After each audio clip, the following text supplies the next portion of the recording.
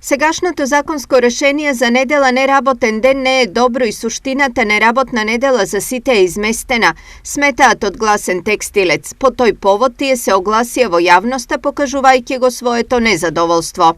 Дали само да се каже, да се промовира предизборно е ова за недела неработен ден, не знам, меѓутоа вакво законско решение ние не баравме, а и ќе го оспореме. То треба да се знае, да бидеме на чисто. Сметавме дека треба навистина недела да биде неработен ден, а не да биде работен ден за над 36-7 дејности и дополнително да имаме придружни помошни дејности, кои што исто не е кажано какви ќе бидат тие. Според Гласен текстилец, законското решение по однос на неработна недела требало да изгледа сосема поинаку и да се однесува буквално на сите сектори од стопанството. Ние не би се спротиставувале доколку тие до сега не ја бришеа евиденцијата на работно време, добар дел од нив, и доколку го плаќа трудот кој што е вложен од страна на работниците во деновите на прекувремена работа, во деновите на државен празник и во деновите на ден кој што се вели дека треба да биде неделен одмор.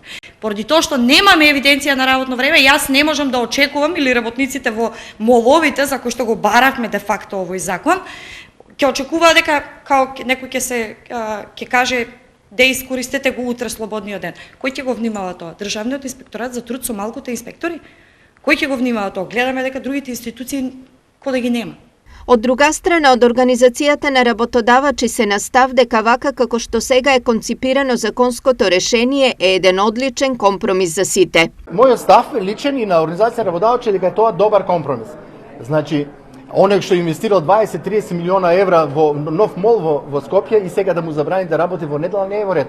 Ама во ред е тој што ќе работи во недела да добие дупла дневница и во ред е на државата да плати одреден надомес за развој на инфраструктурата, на детските градники и така натаму. Значи тоа е компромис кој во овој момент на развој на државата мислим дека е добар. Можеби кога имаме стандар 8-9 илјади долари по жител, и нема и тие да работи во недела. Но во овој момент Македонија не смее да си дозволи да нашите граѓани за време на празници одат во Бугарија или во Србија оставаат девизи, а нашите молови да бидат затворени. На неработењето во недела реагираа и од Асоцијацијата на спортски обложувалници, од каде потенцираа дека тоа за нив ќе значи отпуштање на 30% од вработените.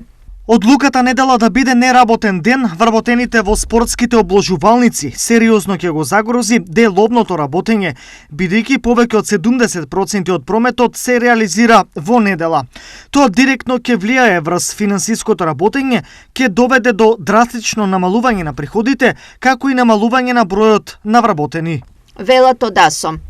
Од Министерството за труд и социјална политика пак се категорични дека измените на Законот за работни односи, кој беше усвоен на вчерашната владина седница, прецизно утврдува дека недела е ден за неделен одмор и гарантира дека за над 92% од работниците недела ќе биде неработен ден. Во однос на стравувањето на Сдруженијето Гласен текстилец дека преку придружните и помошните дејности во недела ќе работат уште многу други компании и правни субјекти, уверуваме дека тоа е невозможно да се случи бидејќи во членот 2 од предлогот за изменување и дополнување на Законот за работните односи е дефинирано дека помошните придружните дејности ги пропишува министерот надлежен за работите од областа на трудот преку подзаконски акт.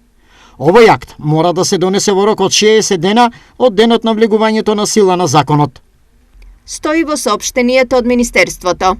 Инаку, според промовираното законско решение прифатено од Економско-социјалниот совет, законот за неработна недела не важи за 43 дејности. Оние што ќе работат во недела ќе им биде исплатен надоместок од најмалку 50%, а работодавачите се должни во текот на неделата да им овозможат дополнителен слободен ден.